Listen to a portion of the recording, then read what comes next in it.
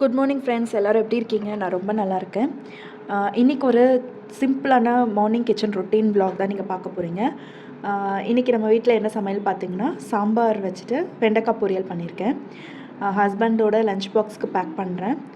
அப்படியே சின்ன சின்ன குக்கிங் டிப்ஸும் ஷேர் பண்ணியிருக்கேன். ஸோ மார்னிங் ரஷ்ஷில் பீஸ்ஃபுல்லாக இருக்கணும்னு ஆசையாக இன்றைக்கி ஒரு சூப்பர் டைம் சேவிங் டிப்ஸை வந்துட்டு உங்களுக்கு ஷேர் பண்ணியிருக்கேன். இன்னும் 1 மினிட்டில் வரப்போகுது, மிஸ் பண்ணிடாதீங்க. நான் எப்போயுமே துவரம்பருப்பை ஹாட் வாட்டரில் 10 மினிட்ஸ் சோக் பண்ணிவிடுவேன்.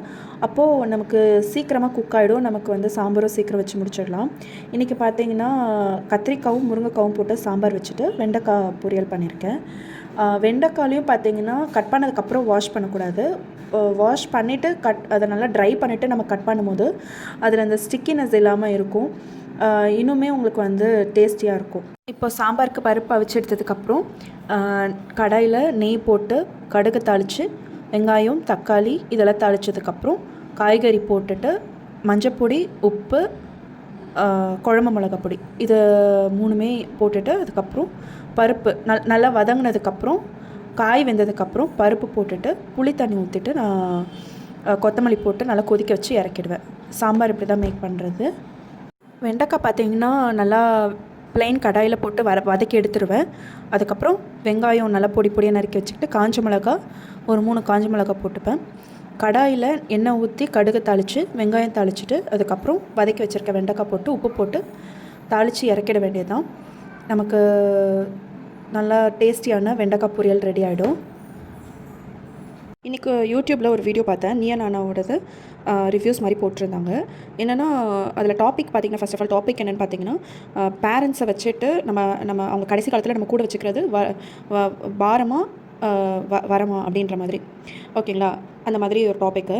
அதில் வந்துட்டு ஒருத்தர் சொல்லியிருந்தார், 60 வயசுக்கு மேலே அவங்க என்ன பண்ண போகிறாங்க, வெறும் சாப்பாடு மட்டும் சாப்பிட்டுட்டு சும்மா தான் இருக்க போகிறாங்க. அவர் என்ன சொல்ல வர்றாருன்னா, அவங்க மூலிமா அவருக்கு எந்த வருமானமுமே இல்லையா.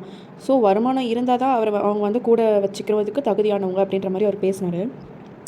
இந்த மாதிரி அவர் பேசுறதுக்கான கான்ஃபிடென்ட் கொடுத்தது எப்படின்னா, படிக்காமல் யாருமே வேலைக்கு எடுக்க போகிறதில்ல. அந்த படிப்பை கொடுத்த அந்த ஒரு 20-25 வருஷம் வரைக்கும் நமக்கு சாப்பாடு போட்டு படிப்பு ஃபீஸ் கட்டி அதை கொடுத்தது வந்து பேரண்ட்ஸ் தான். இப்போ அவங்களையே பார்த்துக்கிறதுக்கு வந்துட்டு யோசிக்கிறவங்க வந்துட்டு இந்த உலகத்தில் இருக்கிறாங்க.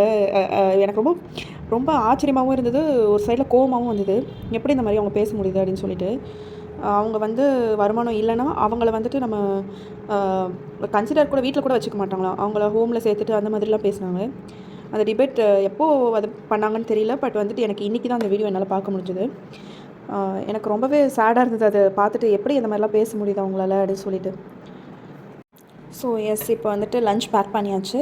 சுட சுட சாதம், சாம்பார், அப்புறம் வெண்டைக்காய் பொரியல், எப்பயும் போல் கொஞ்சம் தயிர் பேக் பண்ணியிருக்கேன். இதுக்கப்புறம் விசில்ஸை வாஷ் பண்ணி வச்சுட்டு நைட்டு வந்துட்டு டின்னருக்கு மட்டும் கிச்சனுக்கு வருவேன். இது இன்னொரு டிப்ஸாக கூட நீங்கள் எடுத்துக்கலாம். என்னென்னா, இப்போ ஒர்க் ஃப்ரம் ஹோம் பண்ணிக்கிட்டு நீங்கள் வந்துட்டு ஹோம் மேக்கராக இருக்கீங்க அப்படின்னா, ஒவ்வொரு வேலைக்கும் ஒன்று சமைக்காமல் ஒரு வேளை சமைச்சிட்டு 2 வேலைக்கு வச்சுக்கலாம். இப்போ காலையில் சமைச்சிட்றோமா, காலைக்கும் அந்த சாம்பார் வச்சுக்கலாம், டிஃபனுக்கும் வச்சுக்கலாம், லஞ்சுக்கும் வச்சுக்கலாம். ஸோ டேரெக்டாக நம்ம டின்னருக்கு மட்டும் குக் பண்ணால் போதும். இதை கூட ஒரு டிப்ஸாக எடுக்கணுன்னா எடுத்துக்கலாம். ஆக்சுவலி நான் அப்படி தான் அப்ளை பண்ணிகிட்ருக்கேன்.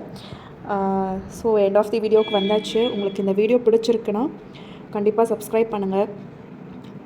உங்களுக்கு எந்த மாதிரி வீடியோஸ் பிடிச்சிருக்கு அப்படின்றத கமெண்ட்டில் சொல்லுங்கள். நான் என் எண்டில் இருந்து உங்களுக்கு வேறு ஏதாவது யூஸ்ஃபுல்லாக இன்ஃபர்மேஷன்ஸ் கொடுக்க முடியுதான்னு பார்க்குறேன்.